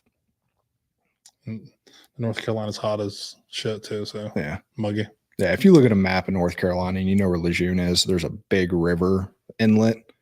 Cherry Point's on that inlet. So you talked about some dark times. You talked about coming home, pounding 15 beers, not doing so great. mhm. Kind of almost delving back into that lifestyle as a journey lineman. Like what's going on with Adam's mental health now? How you dealing with things now? It's been a lot better. She works in the mental health space, so she definitely gets it. She's, got her own story in that. So it's really nice having her around because she's definitely a rock when I need it. Like I said, for the most part, it's been good, but even just last week, don't know what happened. I just fell into it and I was miserable to be around. Wanted nothing to do with life at that point. Just a rough week. I don't know. And I think it was Thursday. I told her, hey, I'm not doing good. Like, I know I've been a fucking dick all week, but I'm just not feeling right. She went out of her way, she went and bought me flowers. She took you to wine and wine painting again. Yeah, but I mean, just little things. She bought me flowers. What kind of flowers? I don't know what were they? Were like in a assorted arrangement. They're beautiful. Wow. They're beautiful. Don't worry, they're on display. Oh, nice. But I don't think my wife's ever bought me flowers. and she's the first ever for me. But cooked me, one of my favorite dinners. Just kind of told me, hey, I'm here for you. Yeah. I'm glad you shared this. You have a safe space here, and that just slowly pulls you out of it. Yeah, I think that's exactly what all of us need to do. Like, not even the better than anybody else, man. Like, just fucking reach out to somebody. Just tell people you're not doing well. And like we said 100 times, we'll say it another 1,000 times. Hopefully, is like, man, people care. There's so many people that care. And if she's not around to give you flowers, my phone's always on to call me. All right, I appreciate. I can bring flowers. I'm pretty good at bringing flowers too. You can't even buy. But if I bring you flowers, you're gonna have to fix this electrical problem I'm having in the basement. But no, in all seriousness though, it's super important that takes and it goes back to again of like having the courage to stand up and say you're not doing well and the power of just knowing that somebody else cares and being able to get it out and get it off is huge. So yeah, that's awesome, man. I couldn't. That's what we all need to do. And I wish a lot more people do that all the time before they make not the best decision. So I'm sorry, I'm a little slow at this, and I want to be serious about this, but so yeah, if you can't talk to someone, you definitely need to. If you can, contact the Veterans Crisis Hotline at 988, or you can dial 1-800-273-8255 and press 1. Or text 838-255, or you can chat online now at veterancrisisline.net/chat. But like I said, believe it or not, that's a great way to talk to people. They're going to take care of you, but just talk to people in your life, talk to friends, talk to your significant other, talk to whoever you can. Yeah. And I mean, I just this last week thing, I held it in for 3 or 4 days and just sat and wallowed in my own misery. I said something, and next day I was good. Pulled me right out of it. Just saying it and getting it out and bringing someone else into that. Yeah, that's super powerful. Headspace. I think that's. I mean, we talk about it a lot. It's just being able to to understand, like, I think a lot of times it's like, especially like as a veteran, as someone, you know, as a dad and you know, someone, you're just, you're supposed to be all right all the time. And you're supposed to, there's a stigma that's attached to it that you can't not be okay. Mhm. But I mean, that's total bullshit. I mean, not everybody's doing okay all the time. And to be honest with you, there's a lot of people who aren't doing great a lot of the time. It's just talking about it. And you really gotta, you really, if you're listening, if you're struggling or you need somebody to talk to, hit me up on DM. I'll talk to you, but talk to your friends, man. Talk to somebody. There's somebody out there that cares. Talk to a stranger, because believe it or not, people care and people are there to listen. And the crazy thing about it is, what, you know, when I would struggle is I would be like, man, nobody can possibly understand what I'm going through. Nobody can feel what I'm going through. Nobody knows this. And it's pretty liberating to talk to people and be like, wow. Yeah, you do get it. Yeah. Yeah. Yeah. I'm not broken. I'm not, I'm not, weak. That's a huge thing. So that's awesome. I'm glad you have her for that. Yeah. I'm fortunate.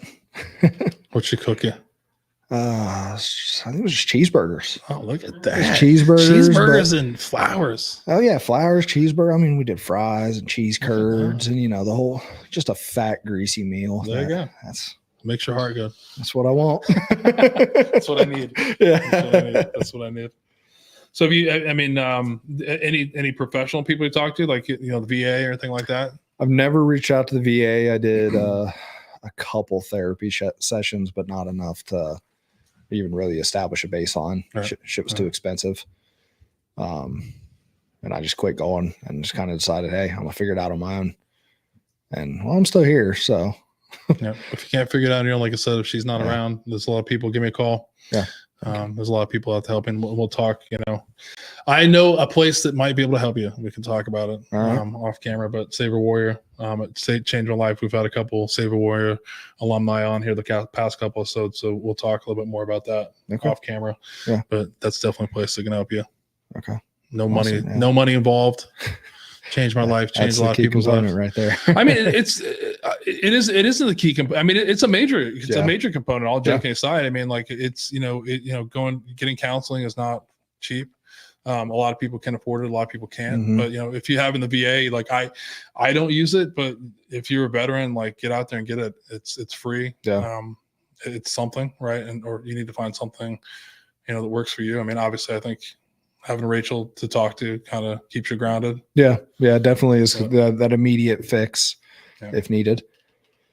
So I've never even looked into the VA, what they do for, because my knowledge of the VA is typically people are retired or medically retired. I don't know their health services for. Yeah, it's funny that I'm promoting because my dad's giving me the evil eye because I haven't been to the VA. I haven't been to the VA since 2003. Oh, God. Oh, is it 3? Maybe 5. 3. It's 3 or 4. Let's say 4. So it's been 20 years. So yeah, I can't, I'm over here. But no, it definitely, it isn't just for, it isn't just for people that are retired. It isn't just for people that are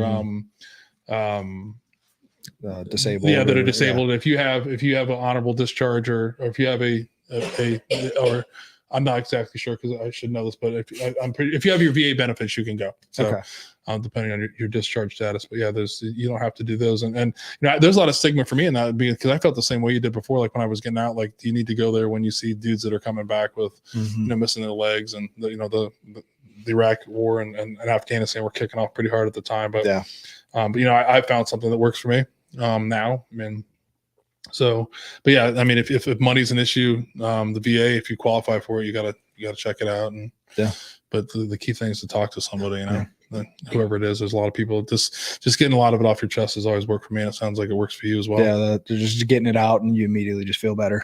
Yeah. Yeah. That's kind of where I'm at right now, but most part, I'm pretty good. Yeah. That's all we need is flowers, cheeseburger, and cheese curds. And a hug. A hug does wonders. So you see, like, being an lineman, being an electrician is your career that you think you found your calling? I don't see myself going anywhere anytime soon. Pretty happy with the career path. I love the company I work for. Yeah. You're prepping them. I mean, you're repping them. No, now, I right? know. You got the Pours the Patriots hat on. The company. I feel good over here. It's awesome.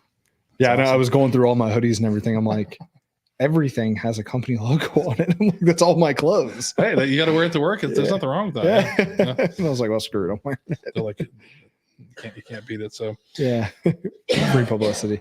So you're moving along. You're getting ready to do that. I always ask, like, what's the worst job you had? Was it being being a lineman? Or he's like, oh, I got to think about this. I was gonna say lineman, but I don't know. That car dealership's in contention. No, I liked the people at the car dealership better. So I'll say lineman. That was the worst job I ever had. Yeah. This wasn't for you. Yeah. Just nothing about it was a fit. But moved on. That's right. Yeah. I mean, did you get stuck at that's awesome. So yeah. So back to leave the Marine Corps. Like now where you're at, now you seem like you're in a better space. Like what could have prepared you better? You think what could you have done for yourself to prepare yourself better to get out of the Marine Corps? I'm not really sure because a lot of it is just not having realistic expectations. Not about what I could do, but me as a person, what am I actually going to do? And, I had these big dreams of this is what I was going to go do this, this, and this and be successful and happy. And then I just fell into a lazy cycle. I don't know what could have avoided that though.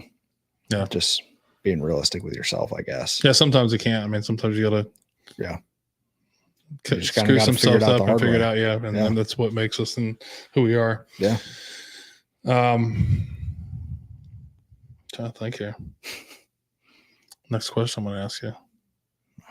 Hit it. So I got nothing. I don't have.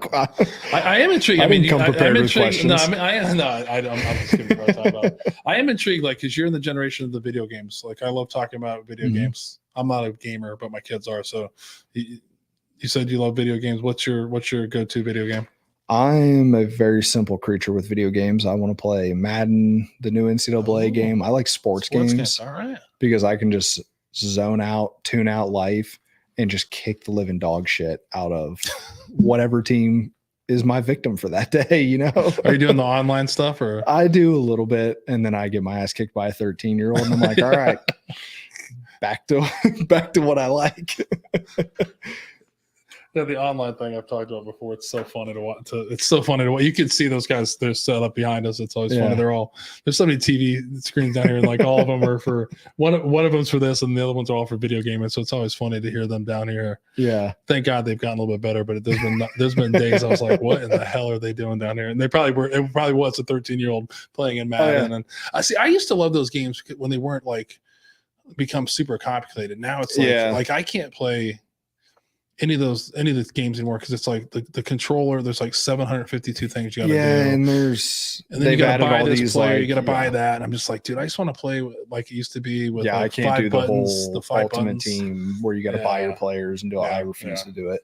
I actually downloaded the new Call of Duty yesterday or the day before. I played one match and said, I don't got it anymore. back to NCAA. I can't lie. I had one of them downloaded, and I'm big on I don't play online, but I love what is it? The campaign. The campaign, yeah. And I'm just like, and I forget what day it was last week, and I got down here. I'm like, and I started getting into it. I was like, I got so much shit to do. I got to get out of here because I will be down here for like 7 hours to beat the campaign. Locked in. Yeah, it's like, I mean, it's like set touring, like, the 90s or whatever. Now I'm like, oh, this is cool, and you're just like, I gotta get the fuck out.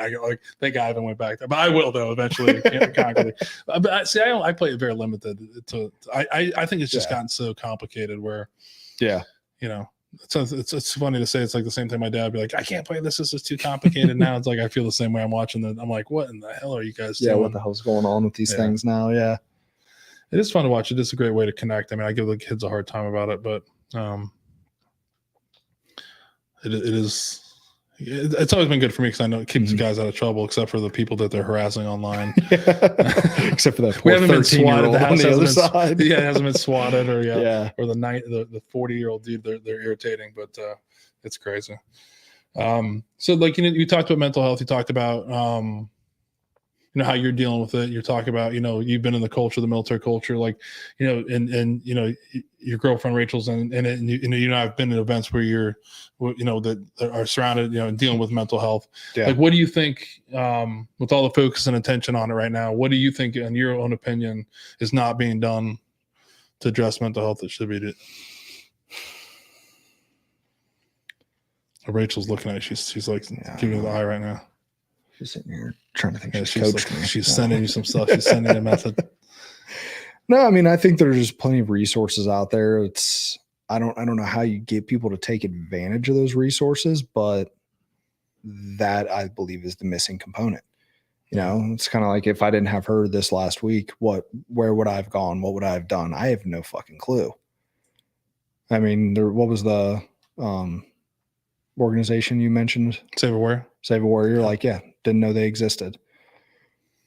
Just getting the name out there, getting resources out there, hotlines, you know, and just kind of maybe it's a cultural thing. How you fix that, I have no clue. Yeah. Of how do you get people to actually take advantage of those resources and make that call? Yeah, because I think that's a good look, because there is so much out there. That's one thing that blows my mind about this. There's so many organizations that are focused on not only veterans mental health, but all these mental. But it just somehow it's just not enough. They're out there. I mean, I think there's more organizations now than there ever was, but it's just getting the people to, like you said before with you and Rachel's, to talk about it. I think that's the key is, you know, what you said, there's resources there. There's someone that can help. There's always someone that can help, whether you have money, you need money or not. There's free resources. There's some that aren't, but yeah. How do you bridge that gap? And a lot of it is like the stigma, you know, you and I met at, you know, Spike the Stigma event. And that's a huge thing. There's a huge stigma around mental health that we just have to, you know, we have to break that. Yeah. I mean, because most people don't want to admit, you know, how much they struggle on every day. How, you know, some days a good day, some days a bad day. And I think a lot of it is people minimize their own struggles and their own mental health issues. They think, well, you know, why would I call this organization? I'm not that bad. Yeah. Someone out there's worse. They need it. They need that help. That's not me. And then before you know it, shit, you're right there. You are that bad. Yeah, that's good. Don't realize no, that's a really good point, because especially in the warrior class, right? We kind of like to compare ourselves to each other. So all of a sudden, you know, what was my worst day? You know, when I start, you know, you start talking about your worst day, all of a sudden you're like, wow. I mean, I shouldn't say anything because it doesn't like it. It seems so small, but you know, like we said before, is, you know, whatever your worst day is your worst day, right? There's no.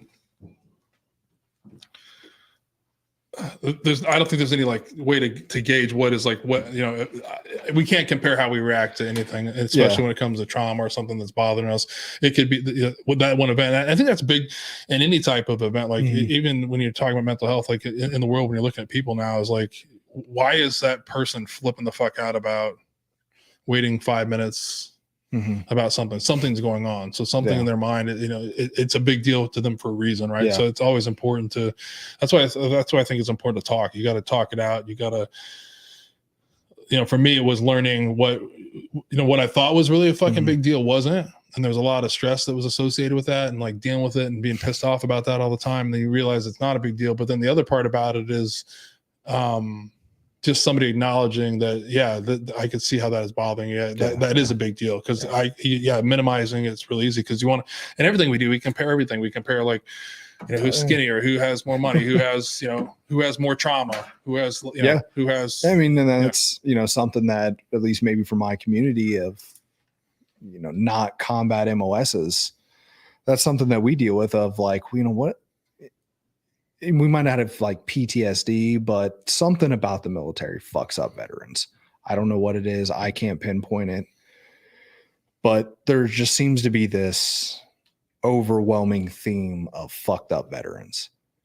But people who weren't in combat MOSs, never saw combat, some people never even deployed. You're like, man, I got nothing to bitch about. Like these guys over here had it so much worse. And that right there is the first step of minimizing your issue.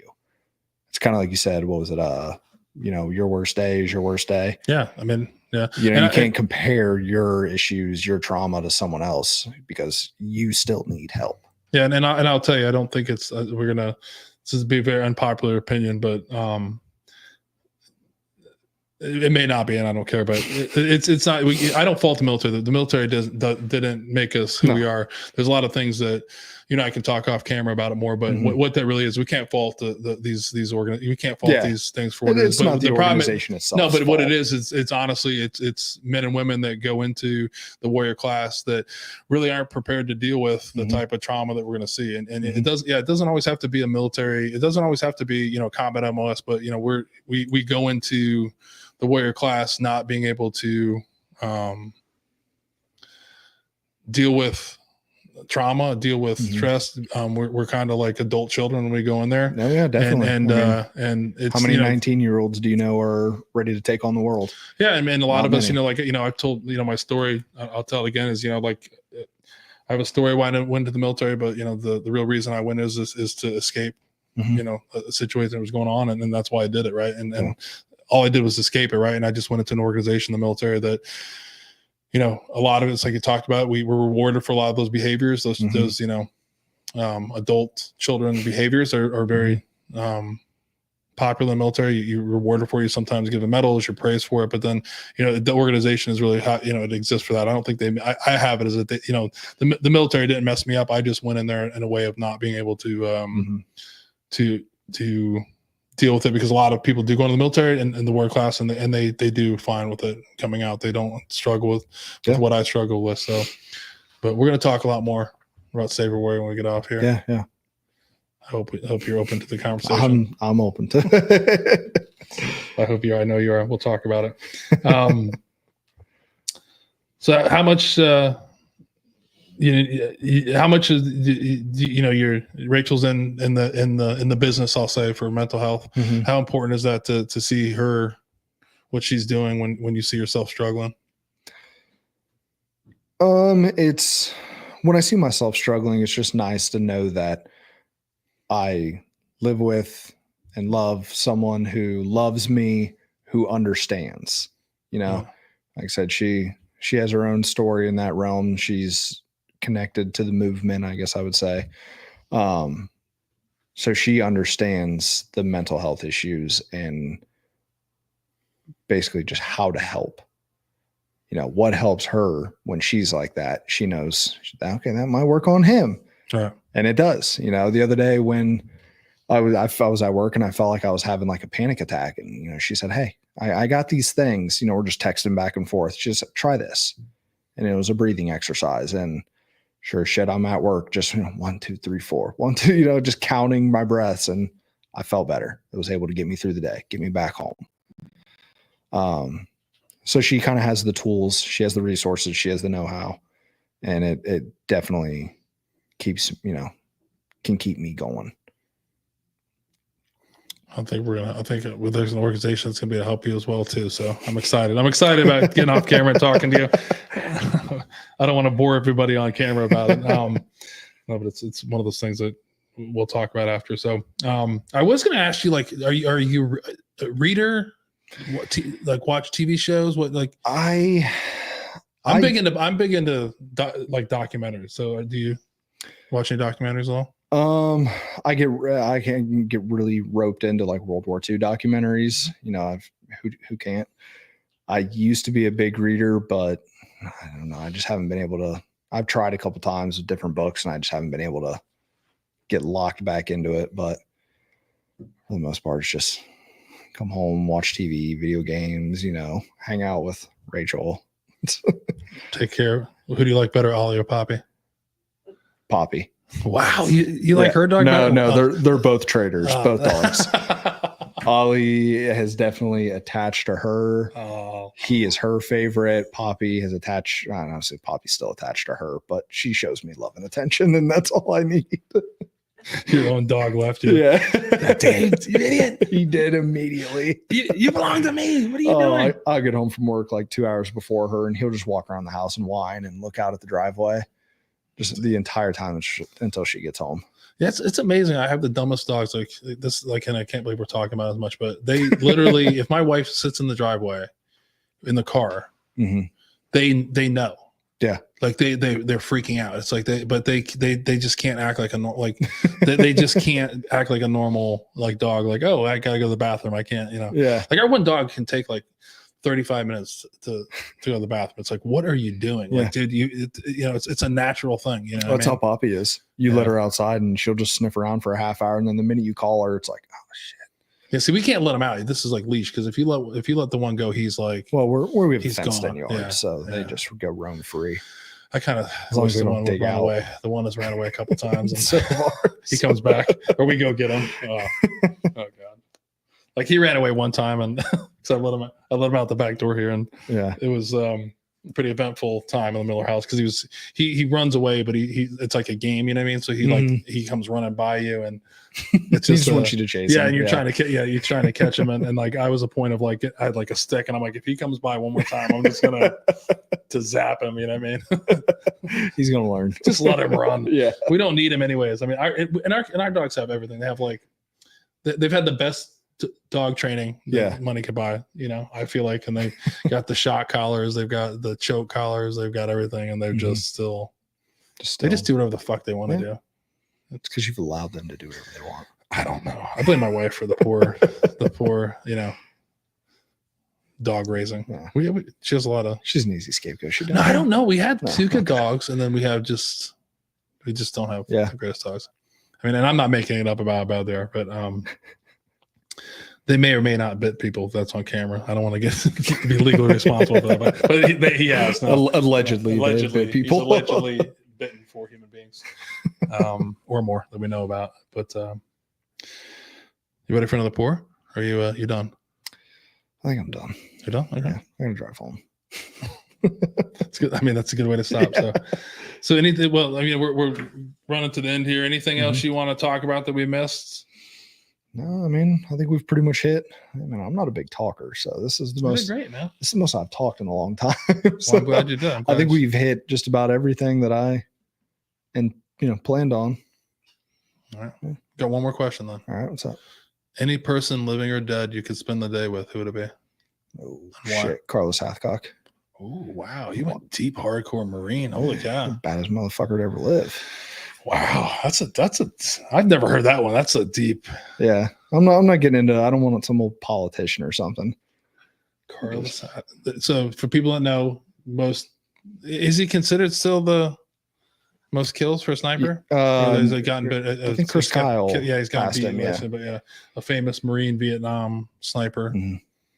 I don't think they've ever made a movie about him though. They said that somebody told me like the Sniper movie was based on, and I was like, I hope not, because those are shitty movies and like built characters around it. But there's never been a Carlos Hathcock movie. Well, why would you want to spend the day with him? Because he's just the baddest motherfucker to ever live. I mean, I don't have any good reason. He's just a cool dude. I don't know. I mean, it's your answer, right? Yeah, I asked you the question. That's the answer. So. I don't have a great justification. No. I don't need you to tell me what's okay. I'm just good. I like that. That's a very. I've never. I mean, what do you expect from Marine answer? I mean, at least you picked a Marine. I mean, simple and no explanation. Hey, whatever. There you go. We just send it. I didn't leave with like what your favorite crayon was, but to eat red. That's different. No, it's tattooed on my leg. Red. Is it? Yeah. The red crayon. Yeah. That's such a great joke. The next couple of days will be so fun because it is so much fun to watch you guys celebrate and then also make funny at the same time. We'll give you guys your day. It's good fun. It's great. Yeah. So we'll get to the part of the night that I hate the most, but is super important is as we talk about mental health tonight we're gonna unfortunately honor a Marine who took their life just this year. Young Marine, 25 years old. So tonight we're going to honor U.S. Marine Corporal Jake Isaac Poskapal, 25. Jake was born on August 15th, 1998 in Arlington, Washington. Jake took his life on June 30th, 2024 in Twist, Washington. Jake graduated from Cascade High School in 2017. After graduating from high school in 2017, Jake enlisted in the United States Marine Corps as a mortarman and was signed to Echo Company, 2nd Battalion, 1st Marine Division in Camp Pendleton, California. Jake's awards and decorations include the Marine Corps Good Conduct Medal, National Defense Service Medal, Global War on Terrorism Expeditionary Medal, Global War on Terrorism Service Medal, Korean Defense Service Medal, and Sea Service Deployment Ribbon. Jake was an avid hunter and fisherman and loved nature more than just about anything else in life. If he was not fishing or hunting in the Pacific Northwest, he was preparing for the next season with his family and friends. Jake is survived by his daughters River and Maisie, girlfriend Kendall, and her daughter Hazley, mother Danielle, biological father Justin, adopted father Russell, brother Justin, sisters Tatum, Matea, Julie, and Ashley, and numerous other relatives and friends. And if, like we said earlier, if you or someone you know is in crisis and might be considering suicide, please contact the Veterans Crisis Line at 988 or 1-800-273-8255 and press 1, or you can text 838-255 or chat online at veteranscrisisline.net/chats. So just a couple admin notes before we leave on that. So we've talked about before, one of the big fundraisers is coming up for us, and it's important as a Marine. I mean, this is after their birthday. They will next month. The Marines will admit that they are part of the Navy. So no shame in that. Big, especially when Navy. I mean, I'm just saying right now, I love to talk shit, so I hope it doesn't bite me in the butt too much. But big event coming up, Army Navy. I mean, you guys aren't in the top 25 anymore. Army ranked 18th in the nation. Yeah, you played nobody. I mean, hey, either you guys lost. I mean, I feel like we played somebody. We just lost two. I mean, we have a chance. We have a chance against Notre Dame. Come on, this is we'll see. This is the year that we bring back the wishbone. The Army makes it into the top 12 into the playoff. No, but I'm just hoping for that would be great. We were talking about that, but it's a possibility. But all joking aside, this is the second event second year we'll be going at the Fraternal Order Police Lodge. It's a great event. If you haven't got your tickets, get a ticket now. The food is unbelievable. The camaraderie is great. What better place to go to watch Army kick the shit out of Navy? I predict, as long as we get our starting quarterback back. Yeah. This is the other guys in continent. So we'll post this again after the podcast how to get there. But definitely a great event. They're gonna have a great bourbon raffle as well. So if you're into whiskey, we'll be donating bottles. But it's a great event, and we will be beneficiary for that, as well as the airport police for another the FOP Foundation and another organization. So great place to go. Get your tickets to watch the number 18th ranked. But I mean, if we beat Notre Dame by then, we could be. If you beat Notre Dame, I'll give you a little bit of respect. But wow, a little bit. We're undefeated still, dude. Okay, because you haven't played anyone. Come on. So what? Navy lost the one good game, the one competitive opponent, bro. You guys got killed. We'll see what Army does. Yeah, that's true. I'm not going to talk too much shit because come on, probably inevitably. You know it's coming. Hey, come on. The wishbone is a real deal. Hey, and then we'll settle it at the Fraternal Order Police. That's right. We will. I mean, I'm riding on a high. I mean, it's inevitable the Army's going to lose, but it is not going to be this year. So again, I just want to thank you for coming in again. And here's our schedule coming up here. We do have one more. We're trying to close out through March 20th. So if you know someone that would like to come in and be a guest, please let us know. But we have a great lineup coming. Notice this, we're kind of Marine short coming here for the next few months. So the flag is going to go down tonight. It's going to get put away for a little bit. We're going to go on an Army run here for a little bit to end the year, which is good. So you got some Air Force coming up. Yeah, unfortunately, we take that down right away. This is set for long. The Air Force flag. Actually, I think I had it up for a while one time, and I was like, "Oh, this has got to go. It just doesn't look right." But I do want to thank you for coming on. I want to thank you for sharing your story, and thank you for being super kind and honest. That means a lot that you felt safe to do that, and thank you for sharing. And hopefully a lot of people listen. Thank you for your service. Happy birthday. Thank you, sir. Enjoy your next 3 days. Don't cause too much. Don't cause too many problems. So we'll end it with a quote, and we'll end episode 64. We'll end it with a quote from Madeline Kunin. Sorry, I'm on my own here. This goes back to what we talked about a lot, and what you in your profession is. A skilled worker, regardless of the job description, remains a treasure. So it talks about, again, what the lifestyle you're on now. So thank you again. I do really appreciate you coming. It's been awesome to get to know you better. We'll talk a little bit more in a little bit. Yeah. and I'll see you soon. Okay. All right, We'll thank see you. everybody in a couple weeks. Happy birthday to all the Marines. Again, if you don't know, the 10th, November 10th. Yep. Happy birthday, Just stay away Marines. from the bars. Happy birthday, Marines. And just get prepared for Army to beat Navy. So we love everybody. We'll see you in a couple weeks. We are going to win this. I'm telling you. No, you're not.